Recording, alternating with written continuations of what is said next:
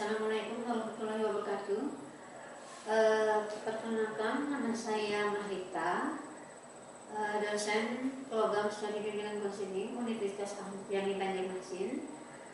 Saya menyelesaikan studi S1 pada Universitas Ahmad Yani Banjarmasin, S2-nya Universitas Lampung Mangkurat.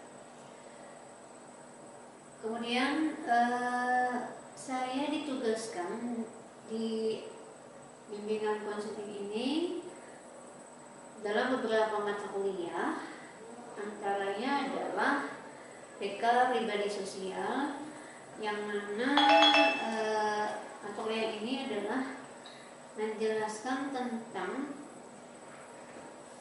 bantuan yang diberikan oleh konseling atau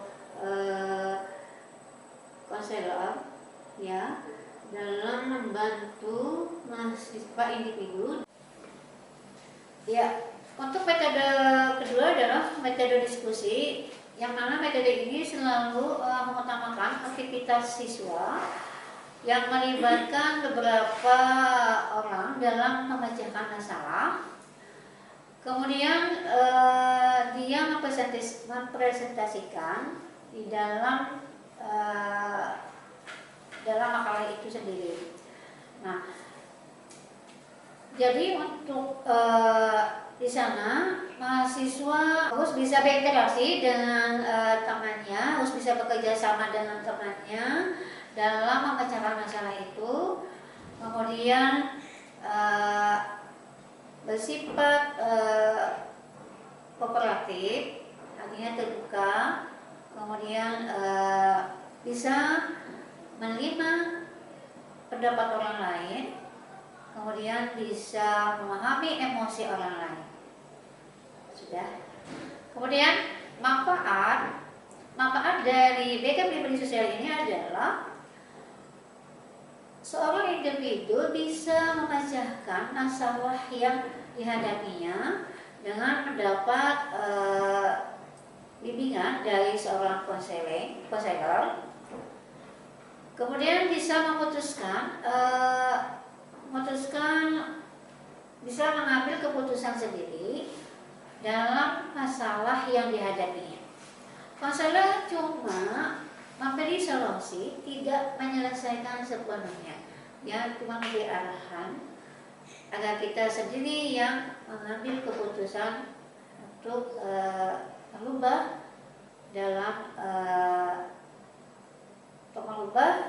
kemampuan kita sendiri.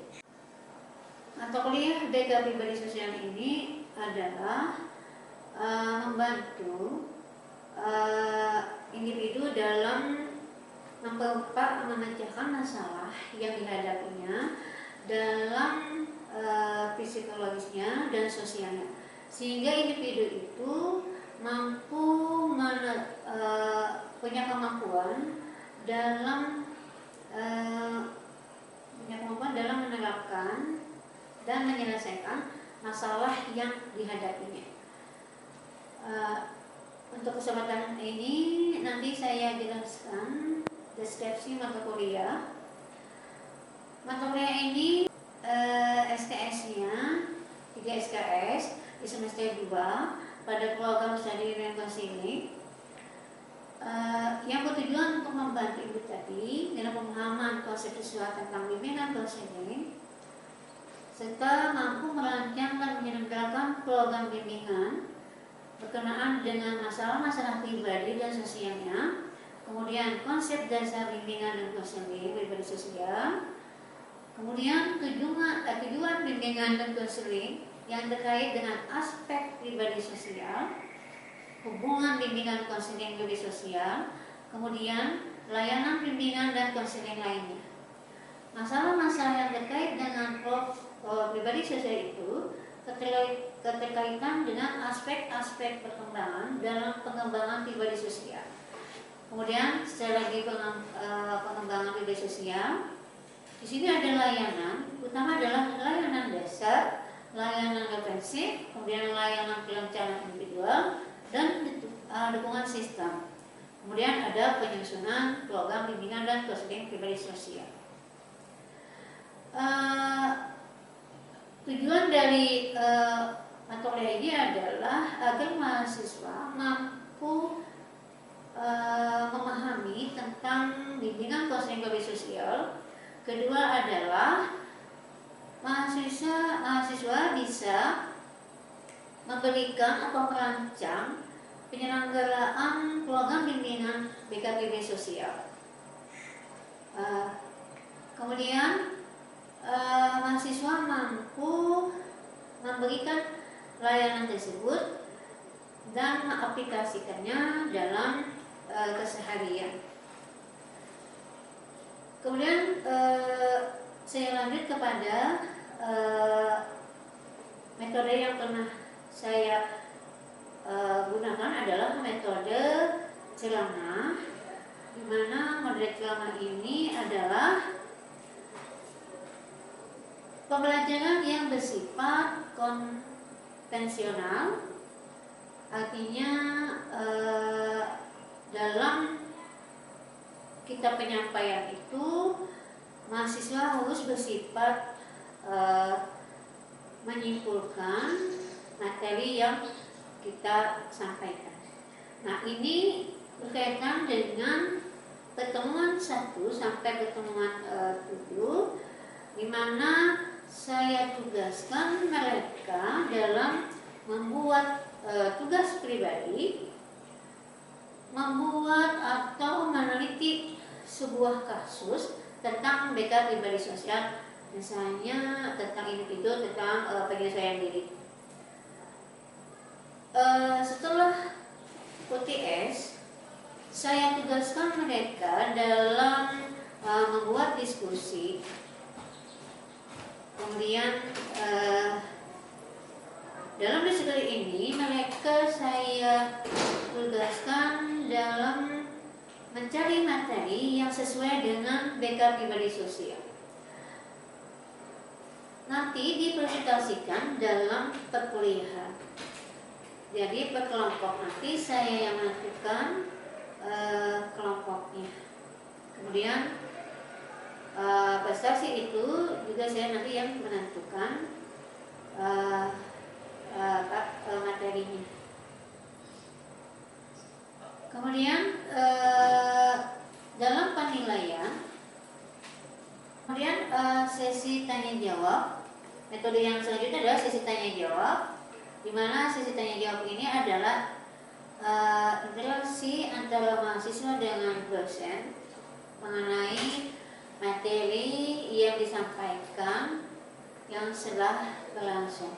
Ini adalah metode tentang menerapkan cara berpikir secara runtut pada sebuah permasalahan, bagaimana terjadinya serta permasalahannya. Melalui metode ini, siswa bisa meningkatkan daya analisis serta berpikir kritis agar memahami masalah sejak awal sampai akhir. Nah, itulah metode yang saya lakukan. Kemudian untuk penilaian di sini ada tugas adalah 15%. Kemudian partisipasi adalah 15%, ujian tengah semester 30%, kemudian ujian akhir 40%. Jadi itulah gambaran dalam mata kuliah BK pribadi sosial. Waalaikumsalam warahmatullahi wabarakatuh.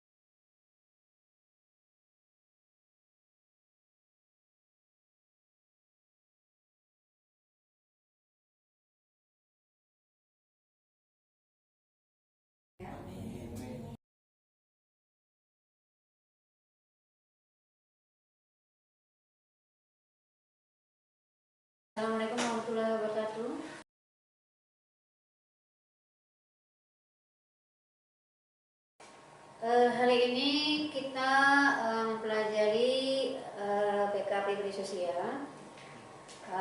Sebelumnya Ibu minta baca doa dulu sebelum pembelajaran.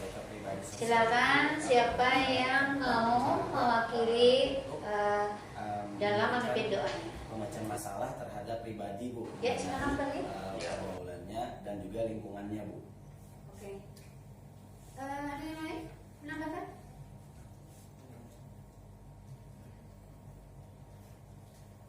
Ada yang menambahkan? Agus Salim? Ya, terima kasih untuk Pak Edi yang telah membacakan atau memimpin doanya. Mudah-mudahan dalam kita membaca ini ilmu yang kita dapat nanti akan bermanfaat bagi kalian dan ilmunya bisa bermanfaat bagi orang lain. Ya. Baik, kita mulai dengan pembelajaran pertama adalah BK Pribadi Sosial. Sebelumnya Ibu tanya dulu. Ya, dalam pemikiran kalian, BK Pribadi Sosial itu sebenarnya apa? Mata pelajaran mengenai apa?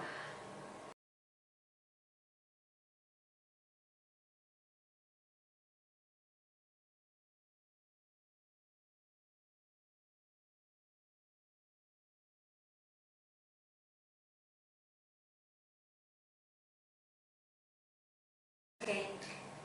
Ada yang lain? Menambahkan?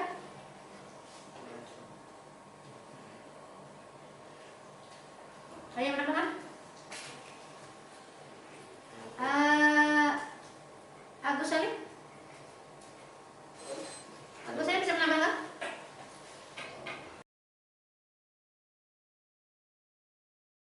Iya. Ada yang menambahkan? Dia? Sudah. Oke.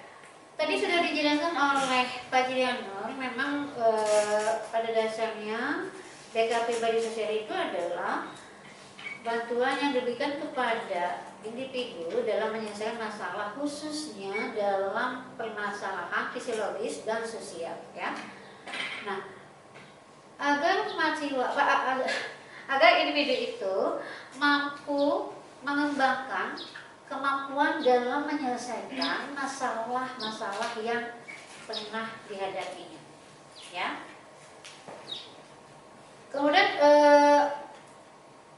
sebelum kita lanjut lagi ke mata BK Pribadi Sosial ini, alangkah baiknya Ibu jelaskan dulu apa itu bimbingan dan apa itu konseling, ya. Karena pada dasarnya kita harus lebih mengetahui dulu, ya, bimbingan itu apa, konseling itu apa. Jadi dasarnya sudah tahu, ya. Oke.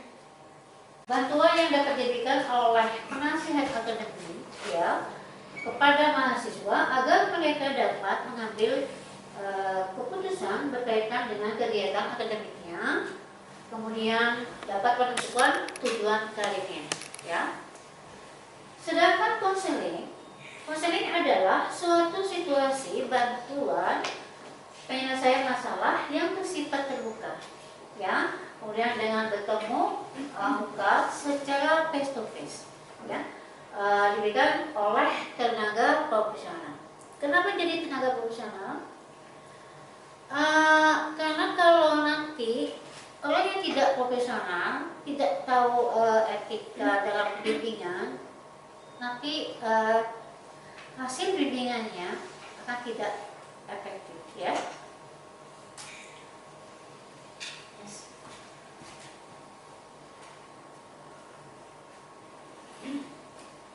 Kemudian ada lagi pengertian lain adalah bimbingan konseling. Tadi kan ada bimbingan, ada konseling. Kemudian kita lanjut jadi satu, ya. Bimbingan konseling itu adalah proses pemberian bantuan yang dilakukan melalui wawancara konseling yang tadi, nah, lain face to face seorang ahli yang disebut konseling kepada individu yang sedang mengalami sesuatu masalah atau disebut konseling. Jadi klien itu adalah konseling yang berupaya pada teratasinya masalah yang dihadapi. Ya, konseling yang dihadapi konseling serta dapat memanfaatkan berbagai potensi yang dimiliki dan sarana yang ada, sehingga individu itu atau kelompok individu itu dapat memahami dirinya, ya, untuk mencapai perkembangan yang optimal. Perkembangan itu ya mandiri serta dapat merencanakan masa depan yang lebih baik dalam mencapai kesejahteraan hidup. Ya. Kemudian kita lanjut kepada pengertian bimbingan konseling pribadi sosial. Ya, bimbingan konseling pribadi sosial itu adalah upaya yang dilakukan untuk mengembangkan dirinya melalui pemahaman dan pengembangan seluruh potensi diri serta kompetensi pribadi sosial yang dimiliki, sehingga individu itu memperoleh keselarasan dalam menjalani hidup, baik dalam dimensi pribadi atau intrapersonal maupun antar pribadi atau interpersonal. Ya, paham di sini? Kemudian kan ada dua bimbingan dan konseling pribadi sosial. Itu juga merupakan bimbingan pribadi sosial yang merupakan bimbingan untuk membantu para individu dalam menyelesaikan masalah pribadi sosial. Jadi ada beberapa pengertian ya.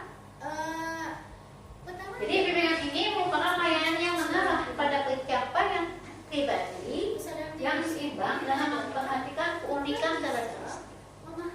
Kalian tahu karakteristik itu apa? Artinya memahami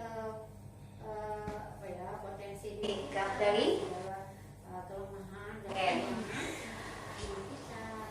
karakter pribadi serta beragam permasalahan yang dialami. Ya. Kemudian bimbingan pribadi sosial itu sebagai upaya pengembangan kemampuan peserta didik untuk menghadapi dan mengatasi masalah-masalah pribadi sosial dengan cara menciptakan lingkungan interaksi pendidikan yang kondusif, mengembangkan sistem pemahaman diri dan sikap-sikap positif. Artinya sikap-sikap positif ini bagaimana? Kita akan yang bersifat perilaku yang baik. Artinya yang bersifat positif adaptif. Kan ada dua perilaku ya, ada yang adaptif dan ada yang tidak adaptif. Ada yang baik dan yang tidak adaptif. Oke. Sekarang bagaimana tugas-tugas perkembangan pribadi sosial yang ingin dicapai melalui proses bantuan bimbingan itu? Ya. Nah, pertama adalah kita harus memiliki kesadaran diri. Kesadaran diri ini adalah kita bisa memahami, artinya memahami potensi diri kita, segala kelemahan dan kekurangan diri kita, ya, kesadaran diri kita, ya. Jadi kalau kita misalnya tahu nih kekurangan kita, maka kita akan memotivasi diri untuk menutupi kekurangan itu dengan kelebihan, ya. Oke. Kemudian kedua adalah mengembangkan sikap positif. Nah, mengembangkan sikap positif di sini adalah artinya perilaku yang perilaku yang baik itu kita akan memperbaiki lagi yang lebih baik, ya. Nah, yang ketiga adalah membuat pilihan secara sehat. Membuat pilihan secara sehat ini bagaimana? Ada yang tahu? Maju untuk membuat pilihan ya, pilihan apa?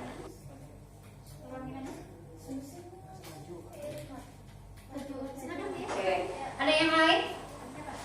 Oke. Kita lanjut kepada diskusi ya.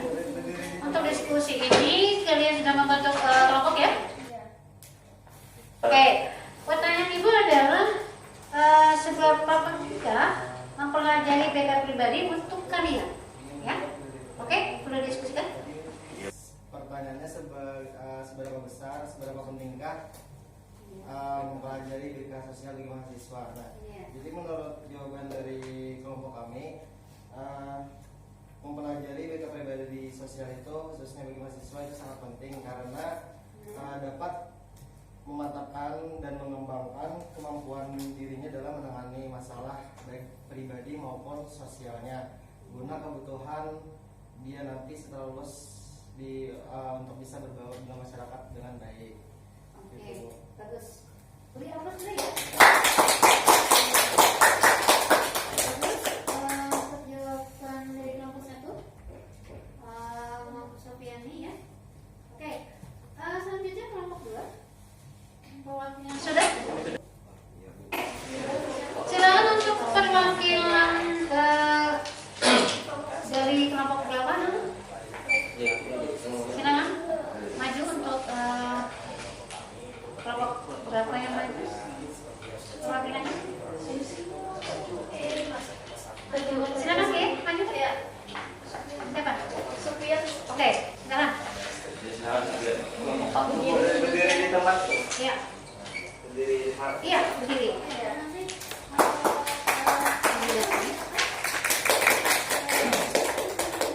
Selanjutnya adalah kelompok 3 menyampaikan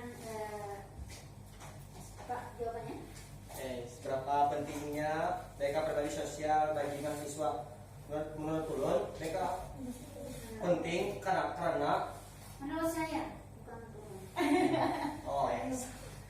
penting Menurut bagi saya, mahasiswa karena modal bagi mahasiswa menjadi seorang pendidik atau seorang guru untuk menyelesaikan masalah klien atau muridnya ke depannya setelah menjadi seorang guru. Iya.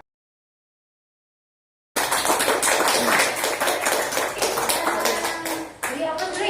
3 jawaban kelompok tadi ya. Untuk jawaban dari kelompok 1 Sofiani ya. Oke. Selanjutnya kelompok 2.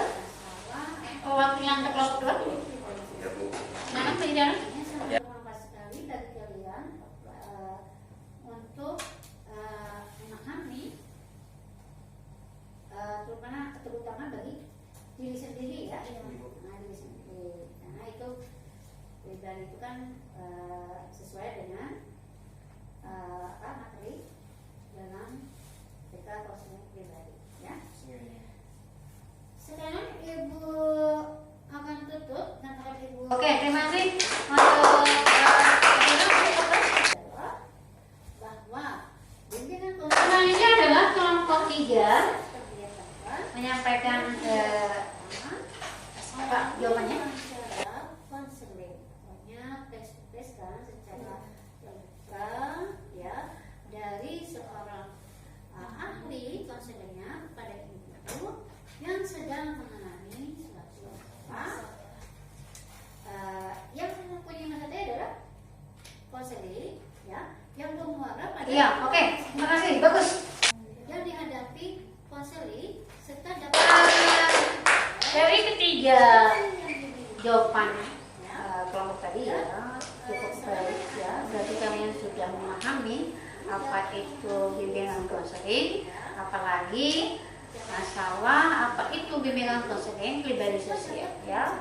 Artinya sangat bermanfaat sekali bagi kalian untuk memahami terutama bagi diri sendiri ya.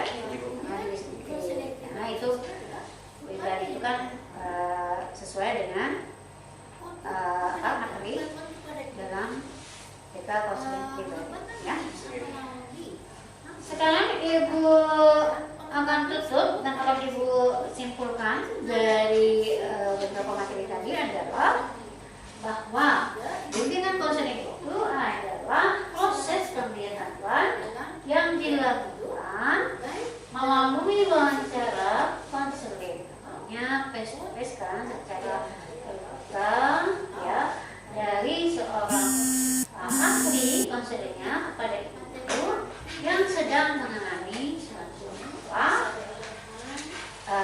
Yang mempunyai masalah itu adalah konseling ya, yang bermuara pada teratasinya masalah yang dihadapi konseling serta dapat memanfaatkan berbagai potensi yang dimilikinya ya, dan sarana yang ada sehingga individu atau kelompok individu itu dapat memahami diri sendiri ya. Waalaikumsalam warahmatullahi wabarakatuh. Serta dapat melaksanakan masa depan yang lebih baik untuk mencapai kesejahteraan hidup. Nah, kesimpulan kedua adalah bimbingan konseling pribadi sosial adalah upaya yang dilakukan untuk memberikan bantuan kepada individu mengembangkan dirinya melalui pemahaman ya, dan pengembangan seluruh potensi diri serta kompetensi pribadi sosial yang dimilikinya, sehingga individu itu memperoleh keselarasan ya dalam menjalani hidup, baik dalam dimensi pribadi interpersonal maupun antar pribadi atau interpersonal ya. Demikianlah materi yang Ibu sampaikan untuk hari ini. Mudah-mudahan ada manfaatnya bagi kalian dan bisa mengaplikasikan ilmu itu ke dalam masyarakat ya, apabila nanti kamu ya bagi mahasiswa atau sesudah lulus ya. Demikian Ibu ucapkan terima kasih. Wassalamualaikum warahmatullahi wabarakatuh.